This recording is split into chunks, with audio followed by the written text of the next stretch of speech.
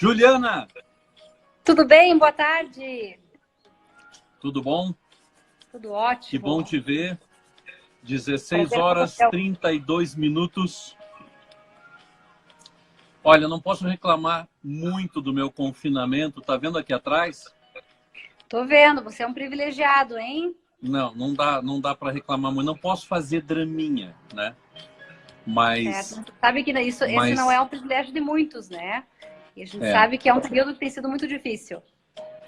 isso me faz. Eu penso no assunto, né? Já me sinto incomodado.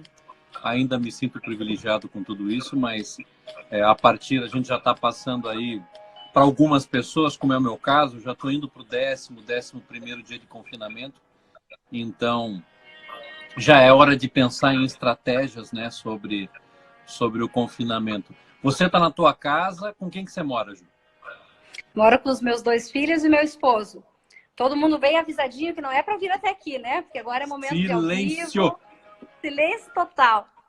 Mas Ah, isso tem sido corriqueiro, né? A gente que está trabalhando e fazendo as questões aí, tanto do lar quanto do trabalho, tem que ter algumas regrinhas aí de convivência dentro de casa para que tudo saia, né, em perfeito estado.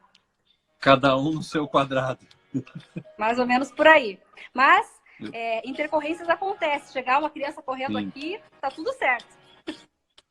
Eu tenho um professor, o Sérgio Weisman, ele é lá de Alphaville, e ele é cardiologista e nutrólogo. Ele disse que uma das coisas mais importantes é os pais resistirem à tentação de acalmarem seus filhos na base do doce. Pirulito, bala, chocolate e tal, que sempre dá uma negociação boa, né? Mas você está trocando uma tranquilidade por uma coisa nociva, né? É verdade, daí não seria muito o caminho, né? E acho que um ponto bem importante é assim, a forma como eles estão vivenciando toda essa quarentena também, né?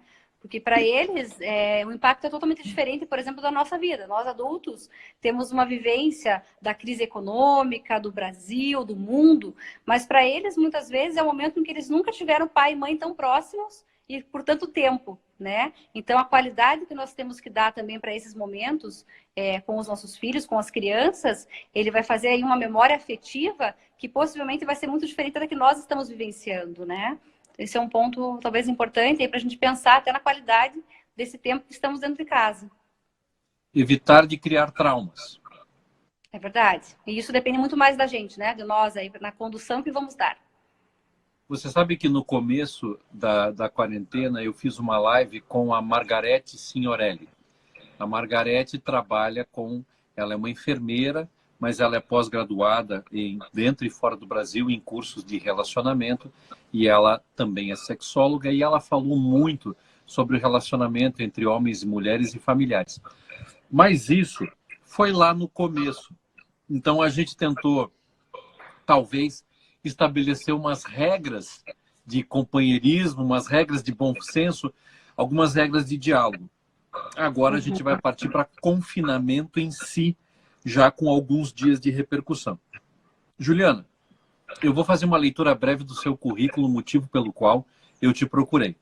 Você é diretora da ImplusCare, que faz parte do grupo Intep, né? Do grupo Implus, que tem o Intep e o ImplusCare. Possui 10 anos de experiência em elaboração e coordenação de programas de qualidade de vida em empresas privadas, operadores de saúde e hospitais. Está terminando o MBA de Gestão em Saúde pela FGV. Amamos a Getúlio Vargas. Eu também. Especialista em psicologia intensiva, com pós-graduação em terapia intensiva no Instituto Brasileiro de Pós-Graduação e graduada em psicologia pela PUC. Eu fiz um coraçãozinho para Getúlio Vargas, porque no período em que eu trabalhei com o Dr. Alexandre Berger no INTEP, eu fui fazer uma pós-graduação lá na Getúlio Vargas, em São Paulo, e o meu conhecimento melhorou muito e a minha gestão, a minha capacidade de auxiliar na gestão melhorou muito. Eu quero saber de você o seguinte, faz um resuminho da sua história, você como psicóloga, até chegar nesse posto de responsabilidade que é uma diretoria da ImplusCare. Puxa, você sabe que a trajetória profissional, quando a gente faz essa timeline aí da vida da gente, a gente vai entendendo um pouquinho desses fluxos da vida, né? E como que a gente vai chegando e conquistando aí cada passo. Desde o início da minha graduação, eu sempre tive uma convicção muito grande do que eu queria em relação à psicologia da área da saúde, né? Então, esses caminhos, eles foram sendo trilhados com uma vivência muito grande, principalmente no âmbito hospitalar. E dentro do hospital, ainda dentro da UTI. Né? Então, eu tive nesse período uma possibilidade muito grande de conhecer como era o comportamento das pessoas quando estavam aí sobre um forte impacto emocional, muitas vezes num ambiente hostil, né? Porque para muitos o hospital é um ambiente hostil. E como que isso qual é a repercussão psicoemocional que nós temos na vida de cada um desses pacientes, por exemplo, né? Então, por 9 anos eu estive à frente de algumas equipes, trabalhando muito nessa tríade, né, da equipe, do paciente e dos seus familiares e como que era essa questão. E mais ou menos por volta de 2013, o doutor Alexandre Berger, né, me convidou para fazer parte naquele momento do INTEP. O INTEP, então, que você bem explicou, faz parte do grupo Implus, e naquele momento para gerenciar e fazer todo o início da parte de qualidade de vida para as empresas. Né? Todo esse projeto foi tomando um corpo, hoje nós somos a Implus Care, uma empresa do grupo Implus, e dentro desse grupo, então, nós temos toda uma qualificação, desde a parte de saúde ocupacional, que é lá no início, né, da saúde do trabalhador, passando por todo o viés de implantação de ambulatórios médicos e terminando aí com assistência propriamente dita para as pessoas que hoje fazem parte da nossa trajetória. Né? Então, hoje nós temos aí um portfólio de mais de 800 mil vidas atendidas diretamente, né, pelo grupo. E enquanto Implus Care, nesse cargo que hoje eu ocupo, junto com uma equipe multidisciplinar, que é o nosso ouro, né, a nossa prata principal aí, para poder conduzir os programas de qualidade de vida, seja gestante, tabagismo, crônicos. E agora, por último, de alguns meses para cá, uma busca muito grande por programas de saúde emocional. A gente percebe que esse tem sido um tema recorrente dos gestores de grandes empresas, né? E nós temos sido muito buscados para que a gente possa, então, estruturar programas que venham de encontro com a saúde emocional dos colaboradores, das pessoas. Né? Então, mais ou menos... Perfeito. Bom, eu vou começar pegando pesado contigo. Vou começar por uma pergunta mais densa, assim. No Brasil, a gente está completando mais ou menos 10 dias de confinamento, em torno de 10 dias de confinamento. E para muitas pessoas, ficar em casa sem fazer nada era um sonho, né? Eu recebi outro dia uma piadinha que dizia assim, já fiz 10 refeições, já dormi 3 vezes e ainda é hoje. Quer dizer, tudo isso ao longo do dia, porque não está encontrando o que fazer. Então, isso começa a se tornar um pesadelo agora. E quais são os problemas psicológicos que isso pode acarretar? Eu citei 3 aqui. A angústia, insônia e irritabilidade, que daí começa a complicar os relacionamentos. O que você pode falar para a gente sobre esses 3 temas? Você sabe, Rogério, que assim, né, o impacto psicoemocional que cada um vai ter com essa questão toda do confinamento, com essa questão da quarentena, ela é muito particular da vivência, da história que cada um tem da sua vida. Né? Então, pessoas que tiveram mais fortemente vivências de superação, têm uma tendência a conseguir superar tudo isso com menos impactos psicoemocionais. Mas, sem sombra de dúvida, né, os impactos acontecem. E quando a gente fala disso, a gente tem alguns, como você bem falou, tem alguns elementos que são os principais, né? A questão aí da tristeza, a questão do estágio assim, mais de sintomatologia de estresse é bastante presente. E quando a gente fala da parte de irritabilidade, agressividade, isso até os próprios números estão começando a ser publicados, né? A gente sabe aí que a Defensoria, por exemplo, Pública do Estado do Rio de Janeiro tem registrado aí índices extremamente aumentados de violência doméstica, por exemplo. Né? A gente sabe, enfim, isso tem sido muito noticiado, não só no Brasil, mas também no mundo afora. Né? A França já divulgou, por exemplo, números também de aumento de violência doméstica. E isso também tem sido impulsionado pelo consumo aumentado de álcool, por exemplo. Né? Então, essa questão toda, com certeza, repercute na parte psicoemocional e a gente tem que estar muito atento, porque estamos sujeitos mesmo a ter esses sintomas, né? um dos passos que você, uma coisa importante que você citou, nem tinha passado pela minha cabeça, não é o momento ideal para se aumentar consumo de bebida alcoólica. Às vezes o sujeito tem em casa uns destilados lá que ficam meio parados e ele, na falta do que fazer, começa a beber e isso só vai piorar a situação. Outra coisa que eu acho que piora a situação é, por exemplo, uma pessoa como eu, uma pessoa bem intencionada, uma pessoa tranquila, uma pessoa que quer ajudar em casa, mas o que acontece? Se ficarem sujando a louça o tempo todo, fica impossível, né? Eu tô aprendendo o real significado de uma lavadora de louça. Mas é por isso que no começo da nossa conversa nós falamos sobre isso, né? Alguns combinados, eles têm que ser respeitados. E, enfim, até a questão mesmo da própria rotina. Né? O quanto que é importante nós mantermos uma rotina, termos isso bastante combinado entre todo mundo, porque regras de convivências básicas vão ter que existir, porque senão os conflitos vão aumentar e frente a esse conflito aumentado, pode acontecer mesmo aí algumas situações que fujam, né, somente de uma agressão até de forma verbal, e isso, os números têm mostrado que realmente a questão da agressividade aumenta bastante. Então temos que cuidar. Eu fiz uma brincadeira aqui, mas tem um detalhe, né? A gente está falando sobre todas as classes e as pessoas menos favorecidas vão ter mais dificuldade ainda, né? Inclusive de convivência, imagina. Espaço físico, né? E uma série de situações aí de impacto com certeza acontece. Bom, tem uma área da psicologia chamada psicologia polar. Eu fui me instruir para conversar contigo, porque isso aqui, que existia uma área específica, eu não sabia. A psicologia polar começou estudando o comportamento das pessoas no Polo Sul e no Polo Norte, porque o padrão de relacionamento, o padrão de interação social é muito menor do que o do restante das pessoas. E aí, quer dizer, já existe bastante isolamento e as pessoas vivem relativamente adaptadas a essa situação. Mais para frente, essa área da psicologia começou a estudar o comportamento humano em plataformas de petróleo, que o INTEP tem bastante expertise, terceiriza serviços médicos dentro de plataforma. Não é fácil, porque além do controle emocional, ainda precisa prestar um serviço de atendimento. Cavernas, submarinos e até estações espaciais. Então, você acha o teu áudio parou. que vai ter repercussões semelhantes? Você acha que chega nesse nível?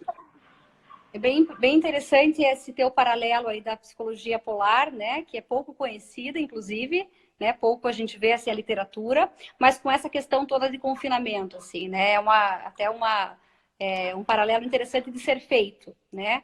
Essa área da psicologia, ela realmente estuda o comportamento do ser humano em situações extremas, né? Então, eles até costumam dizer assim, comportamento das pessoas que estejam em ambientes ICE, né? E de isolamento, confinamento e de extremo.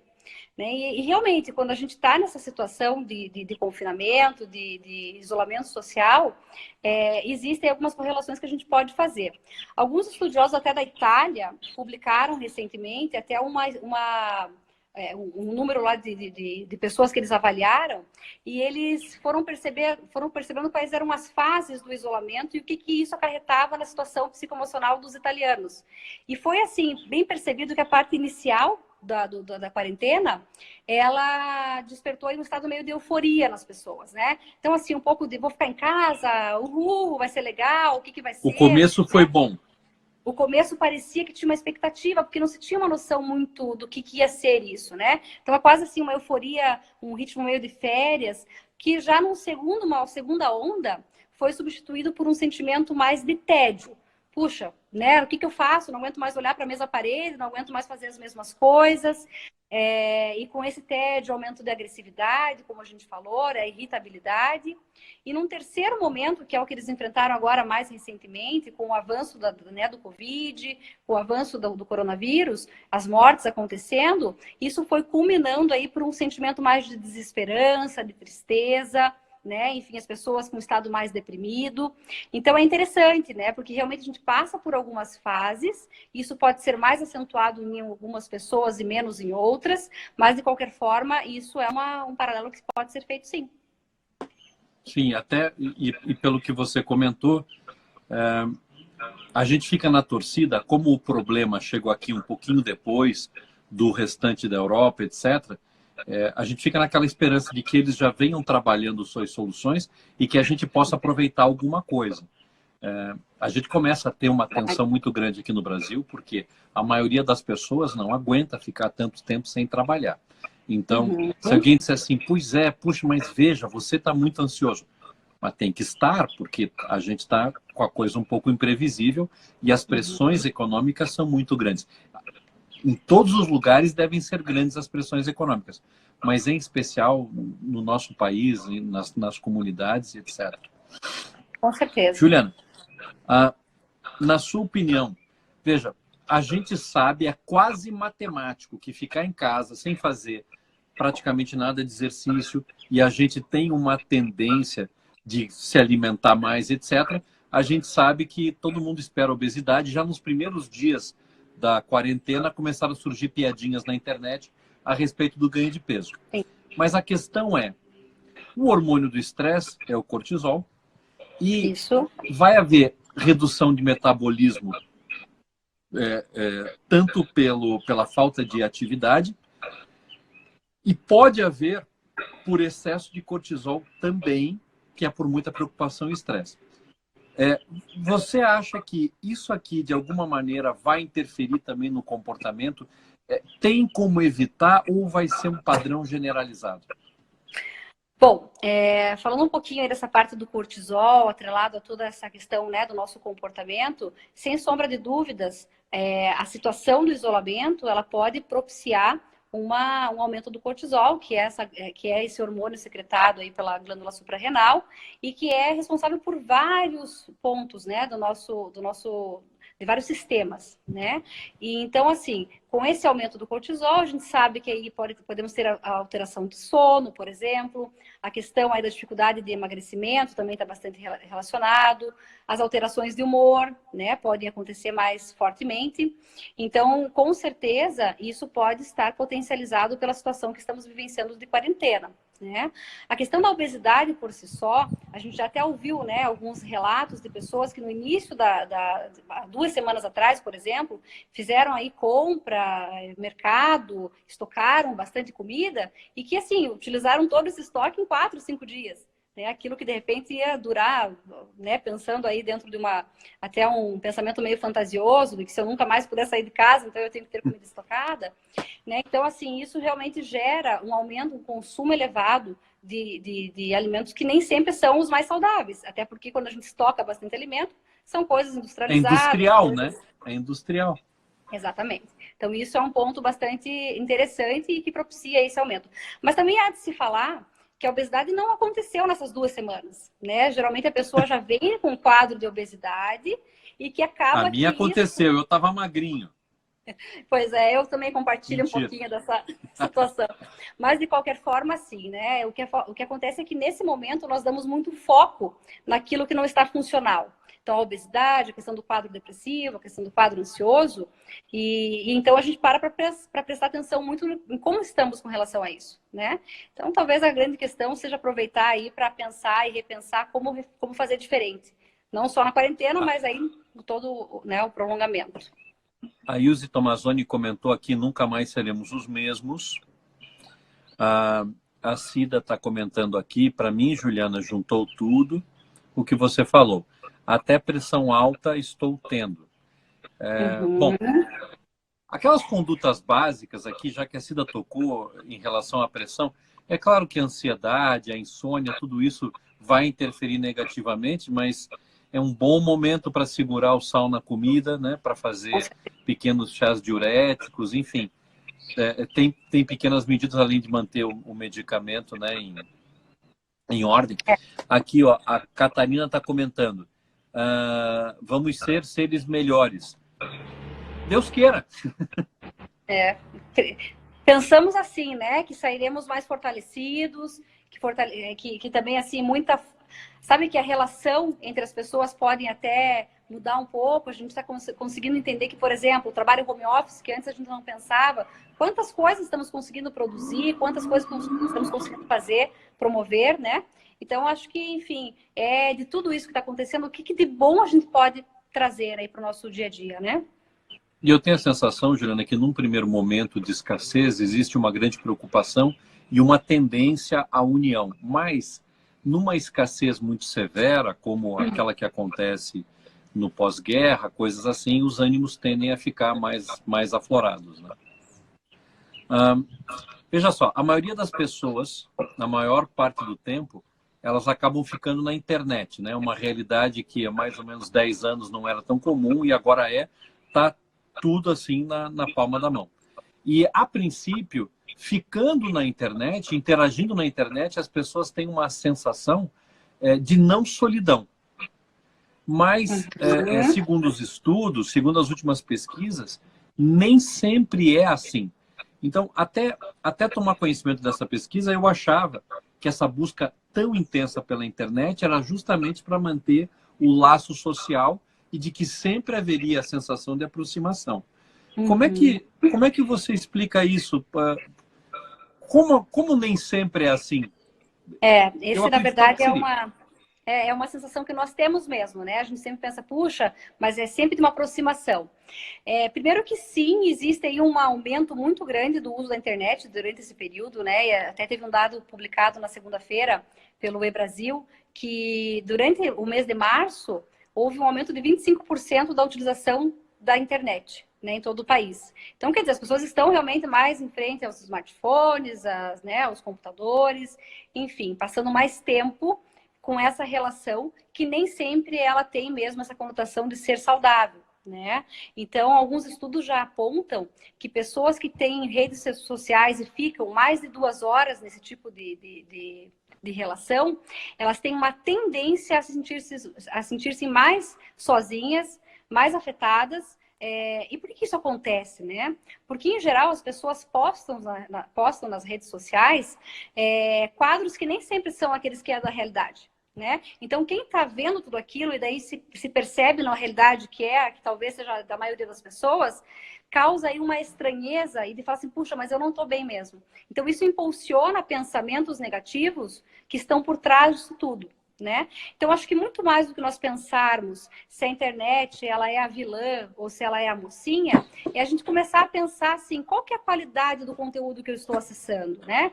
Qual que é o tempo, o limite de tempo que eu estou dando para estar com esse momento, né, naquele momento frente a uma câmera ou frente a páginas.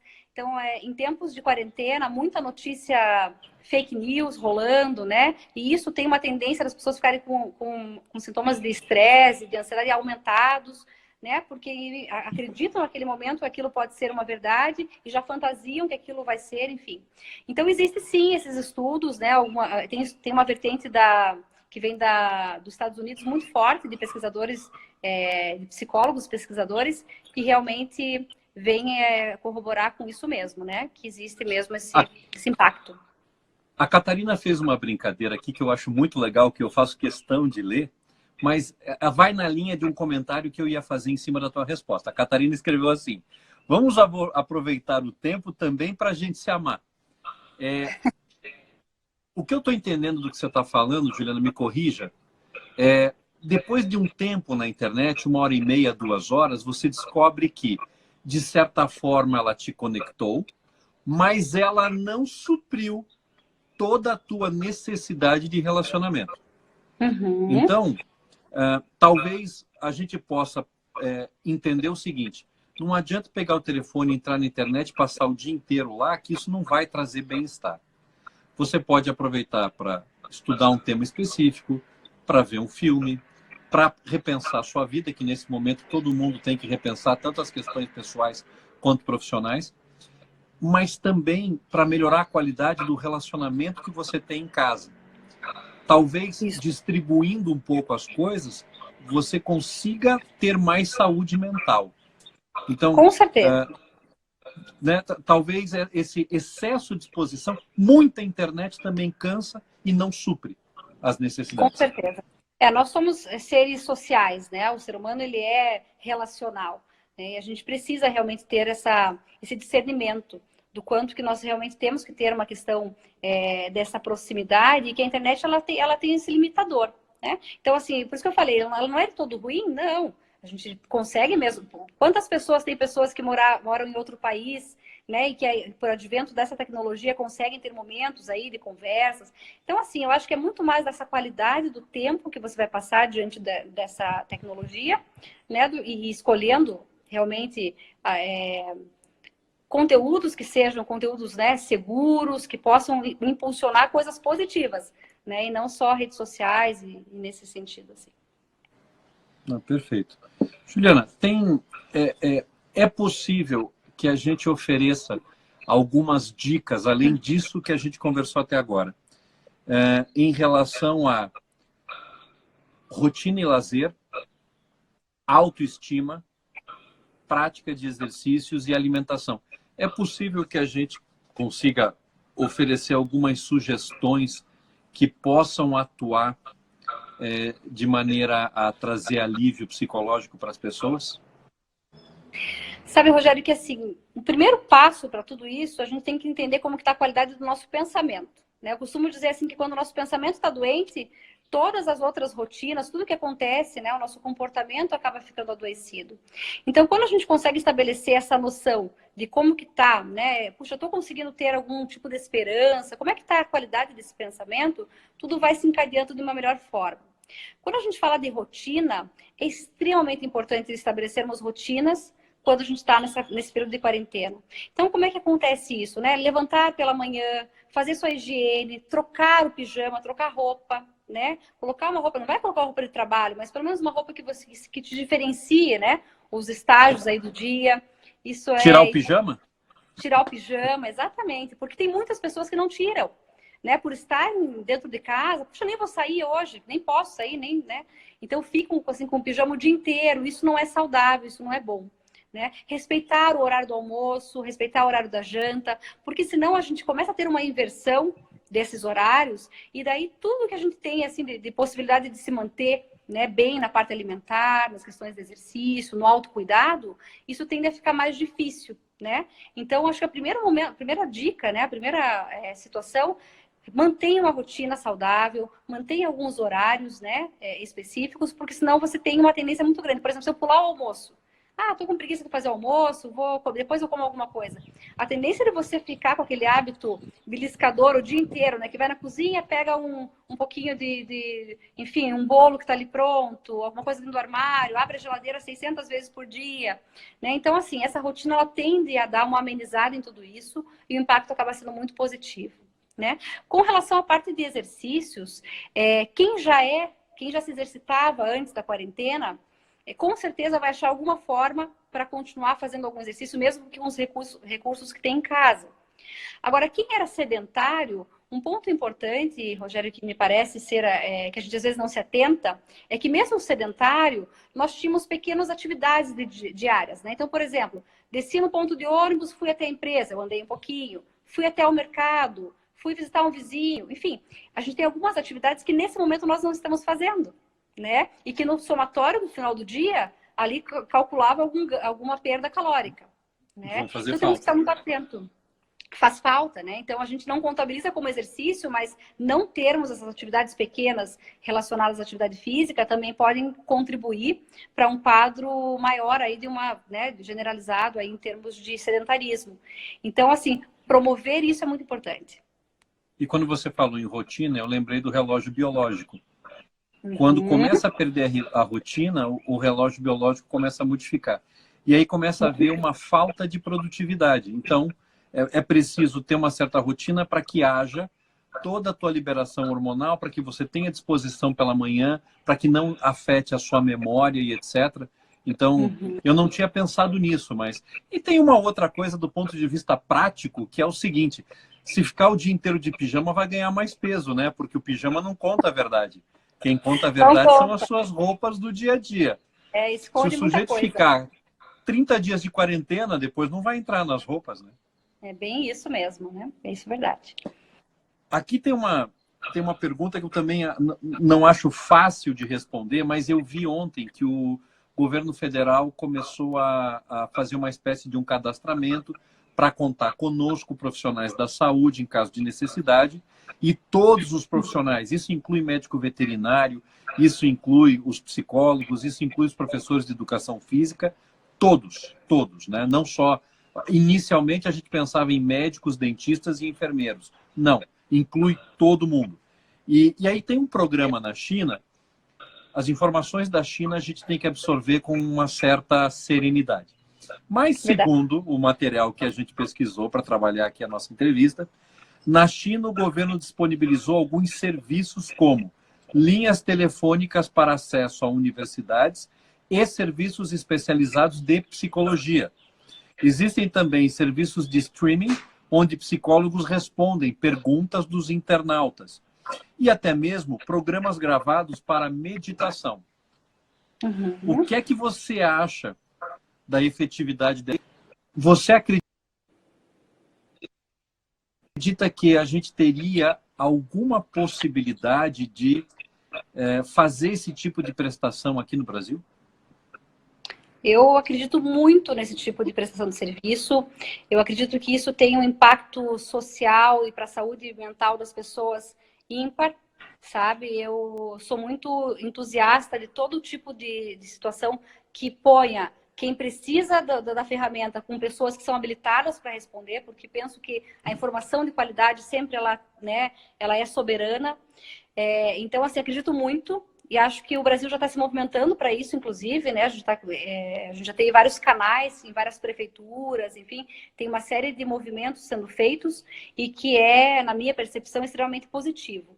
Na minha experiência ali, na nossa experiência corporativa, né, na própria ImpulseCare, hoje nós temos uma ferramenta que é uma plataforma de psicoterapia online e o índice de aceitação desse tipo de ferramenta é extremamente aumentado. Nós temos 93% das pessoas que utilizam achando extremamente positivo, inclusive para indicar para outras pessoas, né? Então, assim, é um modelo que funciona muito, tem efetividade e com certeza é um caminho a ser seguido nesse momento de pandemia. Né, em que as pessoas estão carentes de falar com profissionais da área da saúde.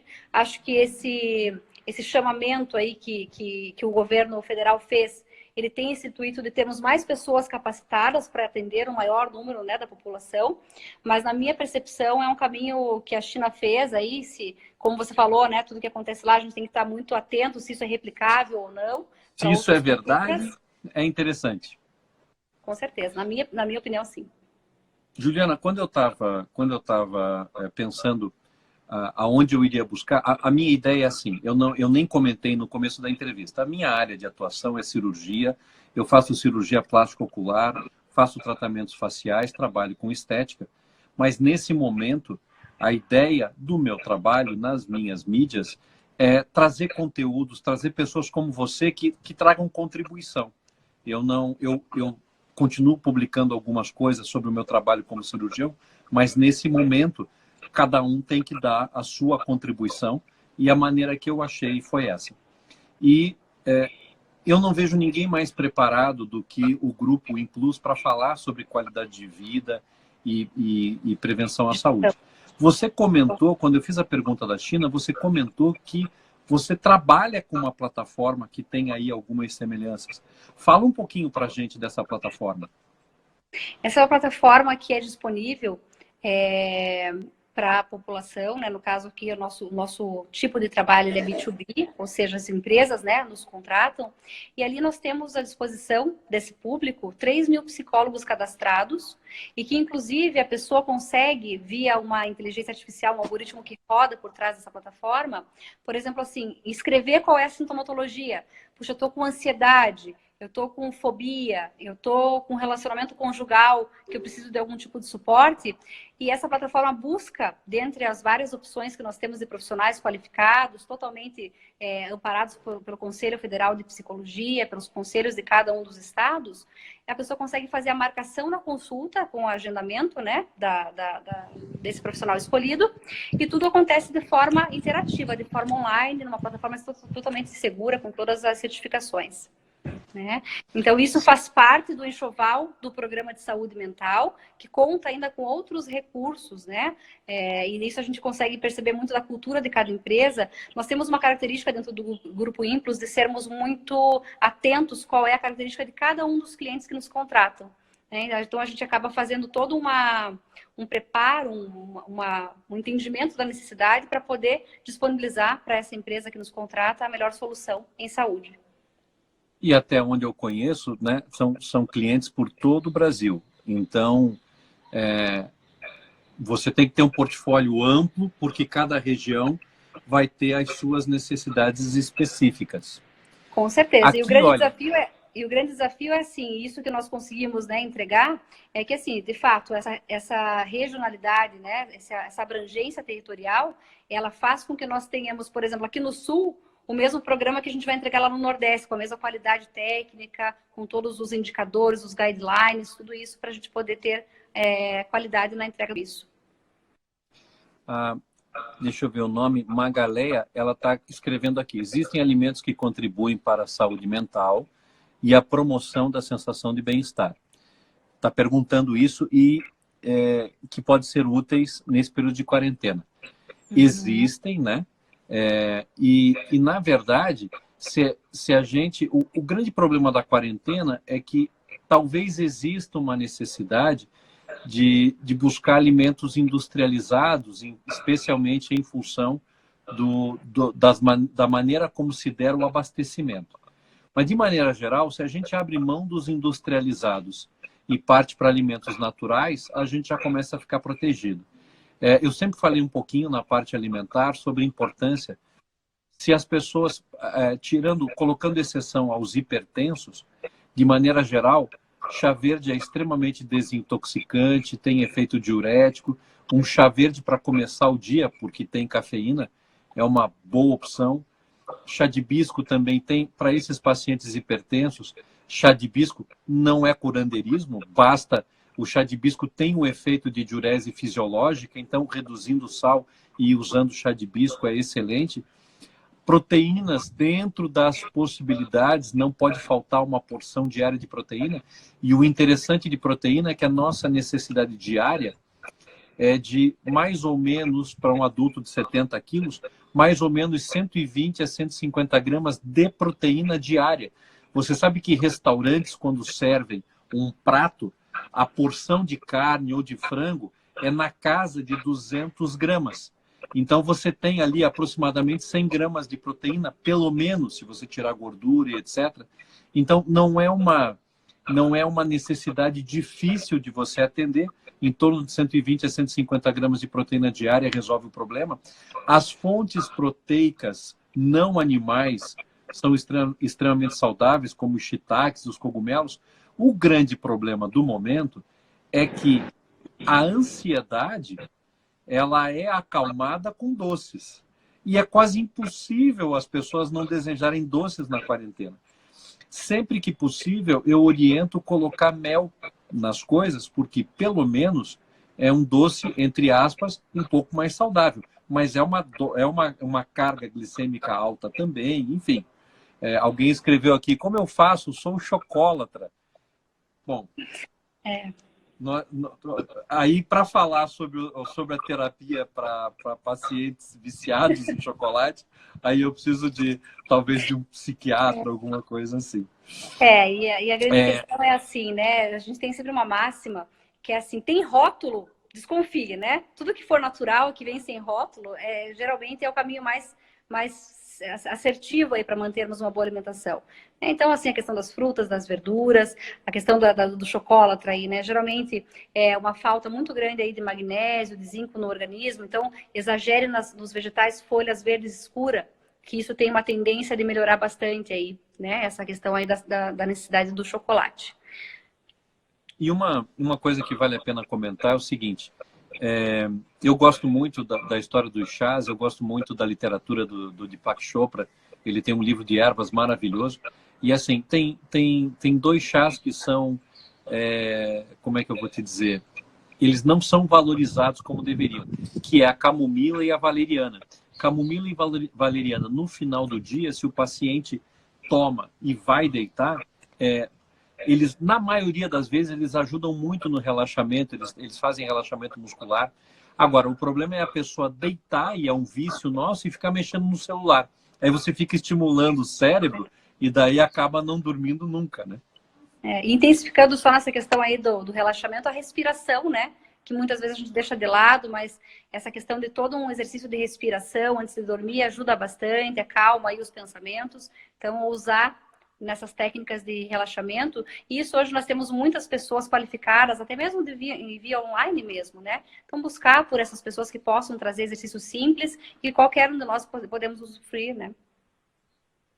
Ó, eu vou dar um trabalho para você, Juliana, mas vou sugerir a você, vou sugerir ao Dr. Alexandre Berger, vocês talvez possam, na timeline de vocês, oferecer algumas sugestões nesse momento, porque ninguém mais do que vocês tem expertise nessa área, né? E eu queria ver contigo, a gente já está encerrando aqui o tempo, qual seria a sua mensagem final para as pessoas que, como eu, estão confinadas? Acho que a mensagem ela vem muito de encontro que todos estamos. Então, tenta não colocar um holofote só na tua dor, na tua sensação, naquilo que você está vivendo, porque isso é um sentimento compartilhado. Todos temos que enfrentar isso e talvez a melhor forma que a gente possa fazer isso seja essa percepção do que eu posso fazer de melhor com o tempo que eu tenho hoje. Porque, por exemplo, a questão de você estar sem fazer nada, entre aspas, não é uma realidade para todo mundo. Então, tem pessoas que estão sobrecarregadas nesse momento, inclusive. Então, observar o que dentro da tua realidade atual você pode fazer para que aquelas questões mais elementares de alimentação, de sono, de convivência, né, com os seus familiares, possa ser preservada. Então, prestar atenção nisso tudo, prestar atenção no curso do teu pensamento. Esses são os principais pontos aí para que a gente possa realmente ter uma sensação de bem-estar psicoemocional mais estabelecido. Ok. Juliana Vieira, diretora Implus Care, muito obrigado pelos seus comentários, pelas suas sugestões. Eu espero que a gente volte a se encontrar em breve. Eu sei que você está com home office intenso e agradeço muito o teu tempo. As pessoas vão gostar. A gente pode publicar a nossa live no Stories, para quem quiser assistir, e depois a gente grava e deixa à disposição das pessoas interessadas. Muitíssimo obrigado, um excelente dia para ti. Eu é que agradeço, e em nome do Grupo Implus, né, na figura do Dr. César Berger, que é o nosso CEO do grupo, e também do Dr. Alexandre, de todo o nosso, né, de todo mundo que faz parte desse grupo, agradeço imensamente pela oportunidade e estamos à disposição. Um ótimo final de dia. Um abraço. Obrigado. Tchau, tchau.